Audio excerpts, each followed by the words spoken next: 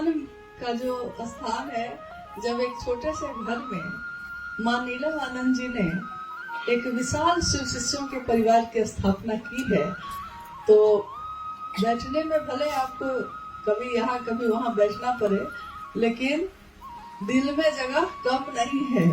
जितने आ जाए सब उसमें समा जाते हैं। तो साहब दीदी के का ये प्रांगण, इसमें सभी गुरु भाई गुरु बहन जो उपस्थित हैं, हमारा घर है, ये अपनी जगह है। अव्यवस्था में ही अब व्यवस्था है, हमेशा ऐसा ही रहा है, तो आज भी वैसे ही है। आप में से बहुत ऐसे गुरु भाई या गुरुवान होंगे जो इस स्थान पे पहली बार आए होंगे। कितने ऐसे लोग हैं जो यहाँ पहली बार आ जाए हैं? अच्छा, आप लोग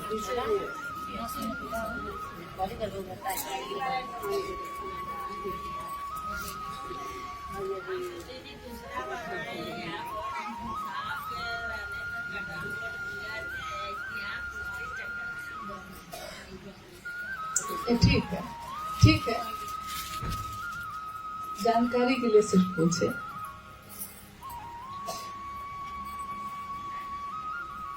हम में से जिसने भी महादेव को अपना गुरु बनाया है, जिस दिन हमारे जीवन में ये संदेश आया कि महादेव को अपना गुरु बनाइए, हो सकता है उस समय मेरे मन की या आपके मन की अवस्था कुछ और रही हो। किसी के घर में कोई बीमार है, इसलिए महादेव को गुरु बना लिया। किसी को संतान नहीं होती है, इसलिए महादेव को गुरु बनाया। किसी को सुख चाहिए, किसी को शांति चाहिए, किसी को वैभव चाहिए, किसी को ऐश्वर्य चाहिए। छोटी छोटी कामना है हमारी, छोटी छोटी मांग है। साहब कहते हैं कि गोरी तेरा आंचल कितना है, एक आंचल में अगर समाना चाहिएगा, कितनी चीजें समा सकते हैं, कितना ले सकते हैं, लेकिन मैं शिव का शिष्य हरिनारायण शिव देना चाहता हूँ। और शिव आंचल में नहीं आते हैं, महादेव तो हृदय में आते हैं। महादेव को लेने का पात्र तो है आपका हमारा हृदय, मन। इसीलिए जब साहब श्री ने शिव को गुरु बनाने का आह्वान किया, इसके साथ उन्होंने 3 सूत्रों का निरूपण किया है। 3 सूत्र। बहुत लोग कहते हैं कि हाँ इसको काम समझ लीजिए। काम समझिएगा तो बोझा बन जाता है। काम जब हम समझते हैं कि ये काम है और हमको करना पड़ेगा, तो कभी कभी हमारे लिए वो बोझ भी हो जाता है। लेकिन जब हम ये समझते हैं कि ये मेरा दायित्व है, ये मेरा कर्तव्य है, ये मेरी कृतज्ञता है, तो ये मेरे लिए बोझ नहीं होता है। कृतज्ञता में यानी झुककर एहसान मानते हुए अगर हम किसी के लिए कुछ करना चाहते हैं, तो वो हम कितना भी कर ले हमको कम लगता है। और इसीलिए लगातार सभी शिव के शिष्य अपने गुरु के लिए कृतज्ञ होकर 3 सूत्रों का निर्वाह करते हैं। 3 सूत्रों को करने के पीछे साहब श्री ने कहा है कि जो 3 सूत्र स्वार्थ में करेगा तब भी, यानी अपनी मांग लेकर, अपनी मनोकामना लेकर, छोटी छोटी मांग लेकर भी अगर कोई करता है, मन में कुछ दूसरी इच्छा है तब भी करता है, अगर यानी स्वार्थ के साथ करता है, इच्छा के साथ करता है, कुछ चाहिए इसलिए करता है, तब भी 3 सूत्रों के परिणाम तो सुंदर होंगे ही, तब भी होंगे। लेकिन तब होगा ये कि अंतर इतना ही होगा कि तब जो आपके मन में इच्छा है, शुरू से आपका लक्ष्य वही रहता है। महादेव आपका लक्ष्य नहीं है, महादेव आपकी मंजिल नहीं है। महादेव के पास जा रहे हैं क्योंकि महादेव से चाहिए। तो ये काम तो हम लोग पूर्व में भी करते रहे हैं। जब हमारे घरों में पूजा होती रही है शिव की, तब भी तो हम मांग लेकर ही गए हैं। तो पहले भी तो हम अपनी मनोकामना की पूर्ति के लिए महादेव की पूजा करते ही रहे। यहाँ शिव की शिष्यता इस मायने में थोड़ा अलग है। 3 सूत्रों का निर्वहन जब निस्वार्थ भाव से हम करते हैं, यानी कुछ चाहिए नहीं आपसे, बस आप अच्छे लगते हैं। एक दिन एक आवाज ने साहब से कहा कि कि तुम इतनी परवाह करते हो सबकी, क्यों? साहब ने यही उत्तर दिया, क्योंकि शिव मुझको अच्छे लगते हैं, अपने लगते हैं। तो जो शिव अच्छे लगते हैं, अपने लगते हैं, तो हम उनके लिए करना चाहते हैं, कुछ भी करना चाहते हैं। इसलिए तीनों सूत्रों को जब करते हैं तो यहाँ हो गया निस्वार्थ भाव से, यानी कोई स्वार्थ नहीं है आपसे, बस आप अपने हैं इसलिए कर रहे हैं आपके लिए। ये इच्छा के साथ, इस मनसा के साथ अगर तीनों सूत्र कोई करता है तो ये सही मायने में गुरु के लिए कृतज्ञता ज्ञापित करती है। यानी गुरु के लिए कृतज्ञता अगर आप व्यक्त कर रहे हैं, दे रहे हैं, तो ये तब होगा जब तीनों सूत्र तो किया आपने, लेकिन महादेव के लिए किया, अपनी कामना के लिए नहीं किया। अपनी कामना के लिए कीजिएगा तब भी कामना तो पूरी होगी ही होगी, क्योंकि गुलाब का फूल कभी भी खुशबू ही देता है, वो कभी दुर्गंध नहीं दे सकता। चाहे उसको मसल के फेंक भी दे कोई, गुलाब कहाँ उसको श्राप देता है, गुलाब कहाँ उसको दुर्गंध देता है। यानी डाली पे छोड़िए तब भी, काट के फूलदान में सजाइए तब भी, और मसल कर फेंक दीजिए तब भी गुलाब खुशबू ही देता है। इसी तरह शिव की शिष्यता में शिव का नाम लेना अविश्वास में लीजिए तब भी परिणाम में सुगंध ही है, विश्वास के साथ दीजिए तब भी परिणाम में सुगंध ही है। कोई श्रद्धा नहीं है तब भी परिणाम इतने ही सुंदर है, और श्रद्धा ही श्रद्धा है, समर्पण ही समर्पण है, तब भी इतनी ही खुशबू है। यानी परिणाम एक ही होगा। किसी भी माध्यम से, किसी भी तरह से अगर महादेव से हम सटे रहे, हरि से लागी रहो रे भाई, तेरा बनत बनत बन जाए। महादेव से कोई किसी भी तरह से सटा हो, किसी भी तरह से नजदीक हो, हमेशा उसका शुभ होता है, हमेशा उसका कल्याण होता है। हमारे आपके जीवन में ये बात थी नहीं। कोई ऐसे आए इस धरती पे जिनके कारण महादेव मेरे आपके गुरु हुए, और इतने अपने हुए कि हर रिश्ता हल्का हो गया। महादेव का रिश्ता सबसे भारी हो गया, संसार के रिश्ते हल्के हो गए और महादेव का भाव भारी हो गया।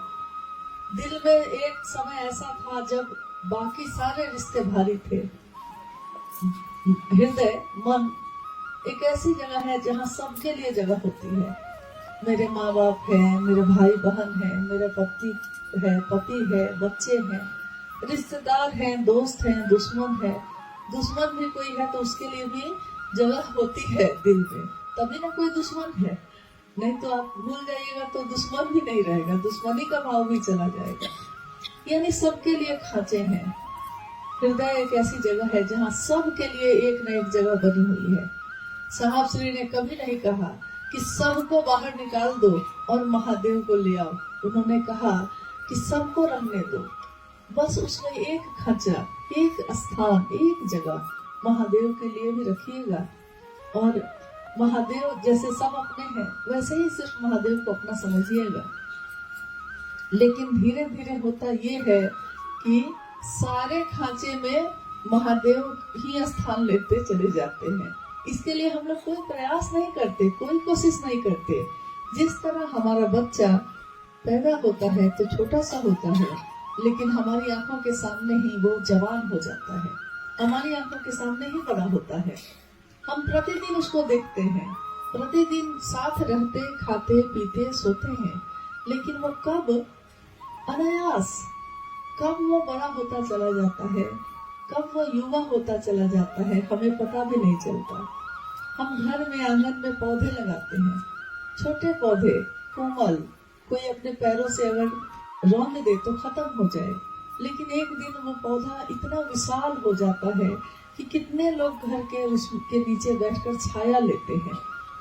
हमारी आंखों के सामने ही वो पेड़ भी बड़ा हुआ, लेकिन आपकी आंखें नहीं देख पाती। इन आंखों से किसी भी सूक्ष्म चीजों का बढ़ना नहीं देखा जा सकता, लेकिन मन से महसूस किया जा सकता है। हर दिन आप देखते हैं उसमें नई पत्तियां लगी हैं, नए कोफल हैं, नई कलियां हैं, हर दिन आप देख रहे हैं। हर दिन आप अपने बच्चे को सोचते हैं कि हम सिखाएंगे, लेकिन किसी किसी दिन वो ऐसी बात कहता है कि आप सोचते हैं कि मैंने तो इसको सिखाया नहीं था, ये कहाँ से बोल रहा है बउआ ये बात। कभी कभी छोटा छोटा बच्चा भी ऐसी बात बोलता है कि हम लोग उसके चेहरे को देखते रह जाते हैं, सोचते हैं कि इसके अंदर, इसके हृदय में, इसके मन में ये बातें कहाँ से उतरती हैं, क्योंकि पैदा तो मैंने किया था, तो हृदय में ये ज्ञान उतरा कैसे उसके। यानी कहीं और से नियंत्रण सबका है। हमारे आपके दिल में ही शिव से सीता ने जन्म लिया,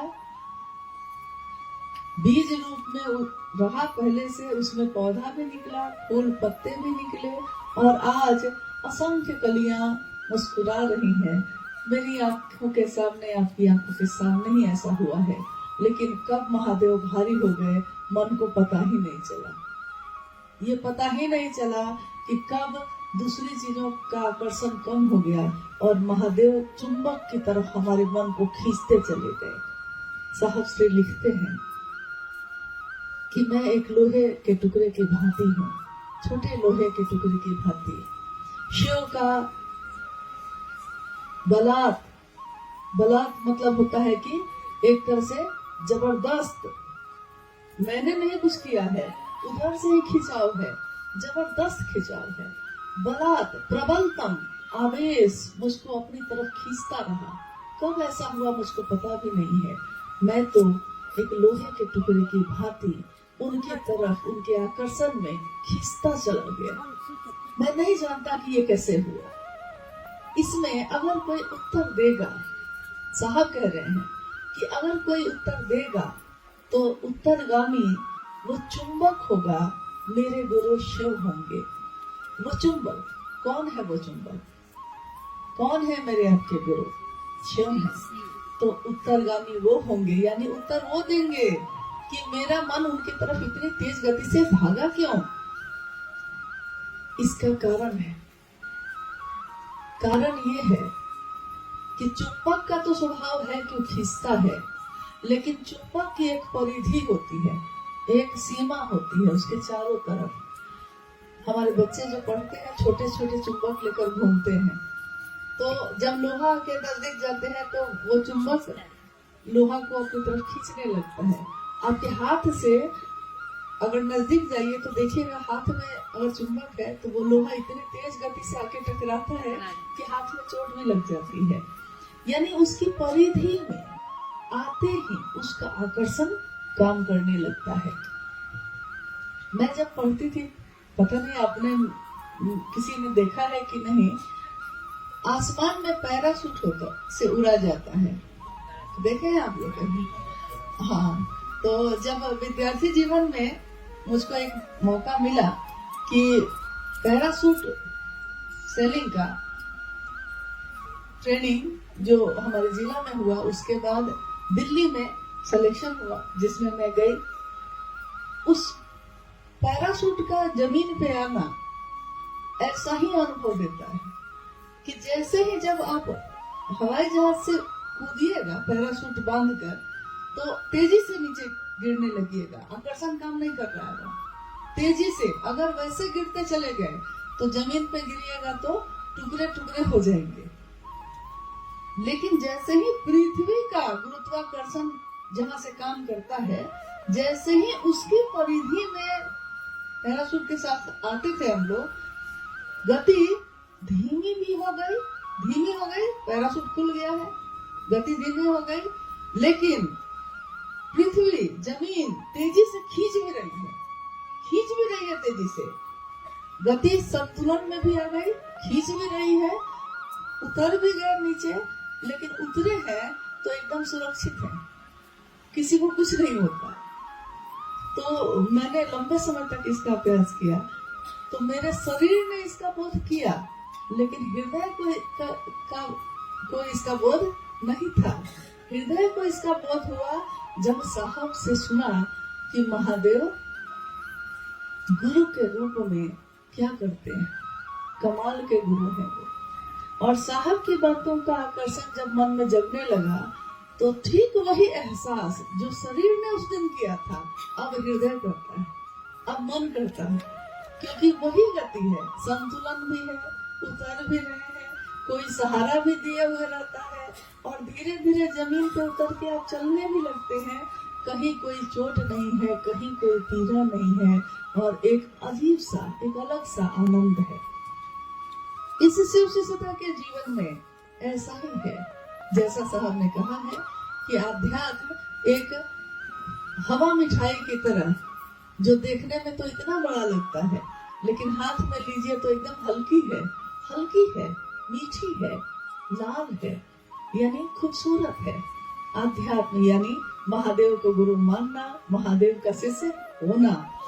हमारे आपके जीवन में कोई शहर में रहता है, कोई गांव में रहता है, किसी के पास सुविधा है, घर है, किसी के पास छोकरी है, किसी के पास बड़ा मकान है, किसी के पास बड़ी गाड़ी है, किसी के पास साइकिल भी नहीं है।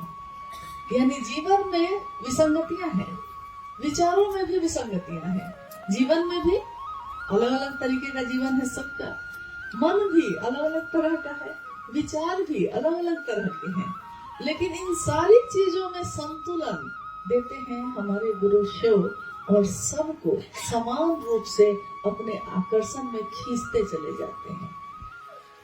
नहीं तो आज हम में से, आप में से करोड़ों लोग शिव को अपना गुरु बनाकर चलते नहीं चले जाते और आज जो परिणाम हमारे आपके जीवन में उतरा है, ये नहीं उतरा होता। लेकिन आज जो भी हमारे आपके जीवन में मिला है, वो उसके मूल कारण तो हमारे गुरु शिव हैं और शिव को देने वाले वर्ण गुरु भ्राता साहब श्री हैं। ममता से उसका पोषण करने वाली हमारी माँ नीलमानंद है।